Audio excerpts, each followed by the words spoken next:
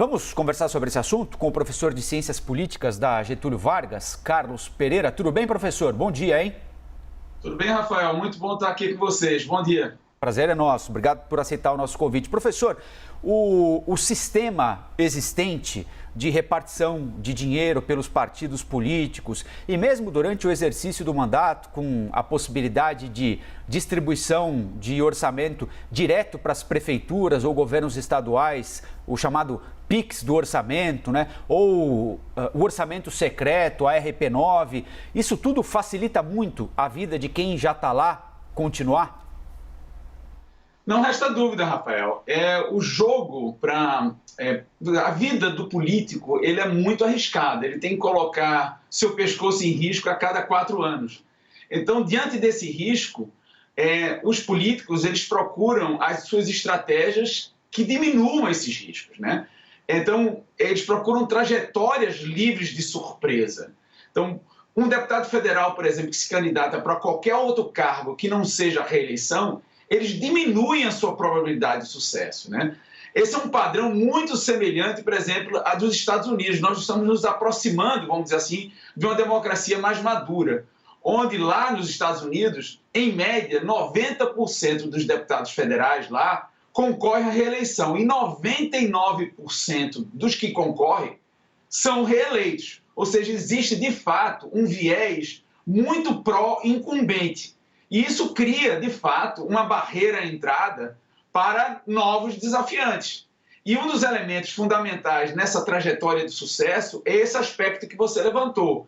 Porque como o sistema político brasileiro aproxima demais o parlamentar da sua base eleitoral, da sua rede local de interesses, é fundamental que esse parlamentar aloque recursos e políticas que beneficiem essas bases eleitorais.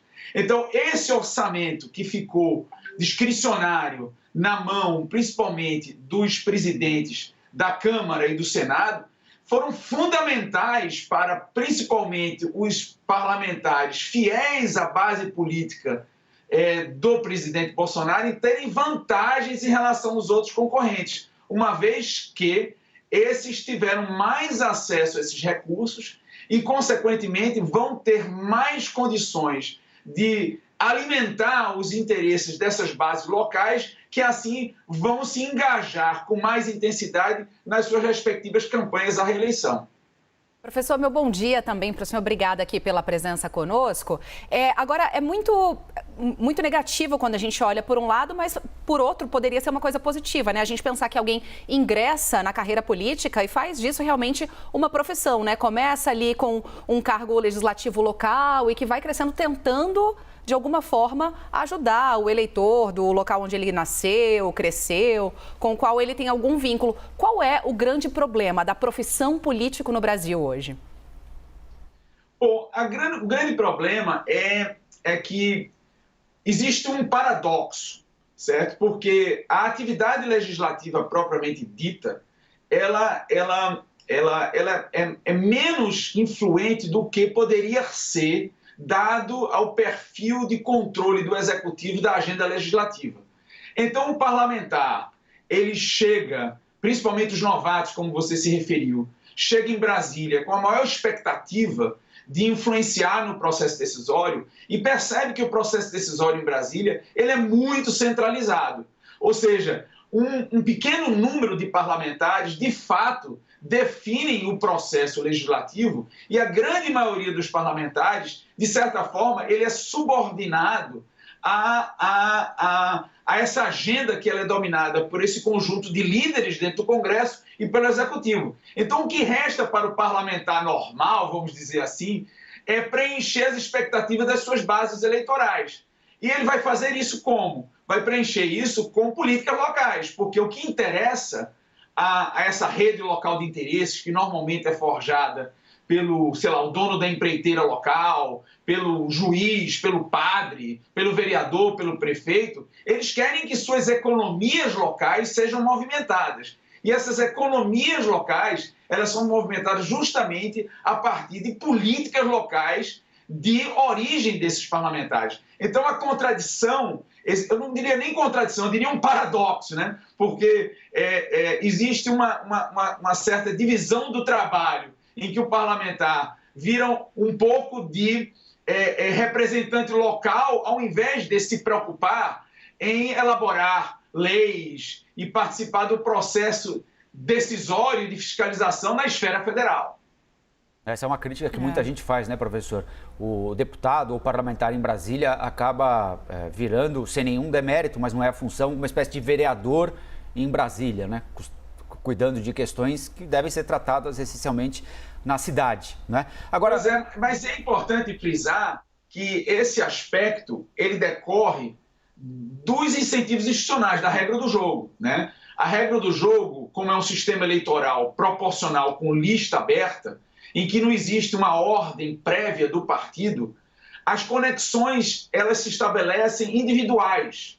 Muitos parlamentares, inclusive, Rafael, nem sequer dizem qual o partido que pertence, porque isso não agrega votos, certo? Pelo contrário, se você disser que o partido que pertence numa determinada comunidade, num determinado município, isso ao invés de agregar votos, pode vir a perder votos, porque a conexão se deve fundamentalmente com os records, né? Ou seja, com a performance individual do parlamentar dentro do Congresso. Daí porque é tão difícil para um parlamentar novato conseguir essa vaga, porque como quem já está, o incumbente que já está exercendo um determinado mandato, já sabe o caminho das pedras, já tem suas conexões, já tem suas bases construídas e bem alimentadas. Daí porque a probabilidade de reeleição ser muito mais alta nesta eleição. É uma coisa importante ser observada, que a eleição de 2022 vai ser uma eleição normal, não uma eleição crítica, fruto de uma tempestade perfeita, como aconteceu em 2018, em que os partidos estavam muito fragilizados, em que a política tradicional estava muito fragilizada e, consequentemente, candidatos outsiders, ou seja, novatos à política, tiveram mais chances. Essa eleição, provavelmente, premiará os deputados mais experientes, os parlamentares, governadores, vereadores não, que nós não temos eleição para vereadores, mas todos os incumbentes, seja na esfera legislativa ou na esfera do executivo. Estou com os dados aqui da eleição passada. A Câmara teve uma renovação de 47,3%, ou seja, quase metade da Câmara. E no Senado, de cada 4 que tentaram a reeleição, 3 senadores não conseguiram. O que gerou, não é, professor, uma expectativa por um Congresso diferente, gente nova chegando, tudo vai mudar, as coisas vão funcionar de um jeito diferente.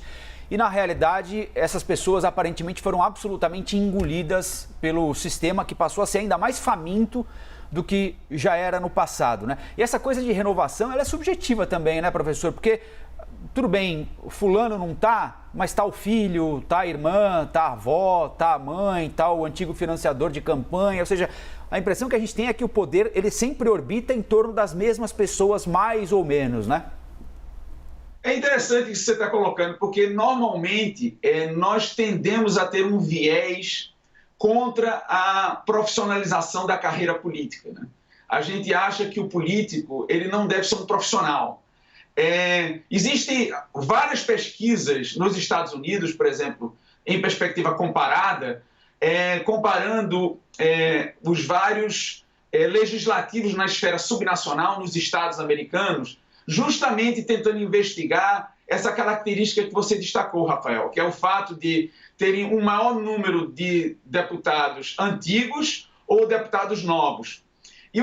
E surpreendentemente, os parlamentos na esfera subnacional americana, que você tem uma renovação muito grande, a qualidade da política pública implementada e decidida por esses parlamentos diminui. Enquanto que nos parlamentos em que você tem uma taxa de reeleição maior e você tem um grau de profissionalização da carreira legislativa maior, a qualidade da atividade legislativa aumenta. E a explicação que a literatura de ciência política oferece é muito simples, porque a profissionalização gera incentivos à especialização. Você aprende como elaborar um projeto de lei. você aprende como se comportar dentro do legislativo. Existe um aprendizado. Então, se a estrutura legislativa gera esse aprendizado, consequentemente, a produção legislativa, fruto dessa quantidade de parlamentares que se reelege, tende a ser melhor, em que pese a renovação também trazer novos ares, trazer novos questionamentos, novas ideias, mas as evidências empíricas na esfera da política americana mostram que, de certa forma, renovação nem sempre é bem-vinda, surpreendentemente, não é? Professor, existe também uma crítica com relação ao nosso ciclo legislativo, né, de 4 anos, que muitas vezes a pessoa que assume fala, olha, eu prometo entregar em 4 anos, mas aí chega lá e fala, olha, 4 anos não foi suficiente, talvez seja melhor que eu fique mais 4, e a lei permite, né, essa questão da reeleição. O grande problema não seria talvez o retorno do que a população sente, porque me parece aqui que a gente fala em reeleição quase como uma crítica, né? Com viés quase negativo, de manutenção, de perpetuamento dessas pessoas em posição de poder. Não está numa questão do retorno que é dado à sociedade, não é isso que fere talvez o cidadão comum? Não resta dúvida, o princípio básico da reeleição, Stephanie, você acabou de dizer, é a capacidade do eleitor premiar o bom governo e punir o mau governo, certo? Então, se mesmo os maus governantes estão sendo premiados através da reeleição, tem algum problema nesse jogo, né? A ideia inicial é que maus governantes sejam punidos. Isso, na margem, existe no Brasil, certo? E como existe também em democracias mais avançadas. Mas, de fato, o grau de punição diante de tantas vantagens que um incumbente possui, vamos dizer assim, um orçamento vigoroso, agora bilionário, dos fundos partidários e eleitoral, a partir do financiamento público de campanha, gerou uma espécie de uma barreira à entrada para um desafiante, mesmo em ambientes políticos institucionais em que o incumbente não seja tão eficiente. Então, isso gera uma distorção importante, dado que, diante de tamanhos recursos do fundo partidário eleitoral, fica muito difícil para um concorrente disputar em paridade de armas, vamos dizer assim, né? Porque um dos princípios básicos da democracia é a paridade de armas entre os competidores. Se o incumbente tem muito mais vantagens do ponto de vista do financiamento de campanha do que um desafiante, isso gera um desequilíbrio e, consequentemente, o processo de premiação e punição diante do desempenho fica comprometido, como você destacou. A gente conversou com o professor de Ciências Políticas da Getúlio Vargas, Carlos Pereira. Professor, bom dia.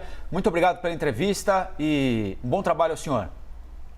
Muito obrigado. Um grande prazer estar aqui mais uma vez com vocês. Tchau.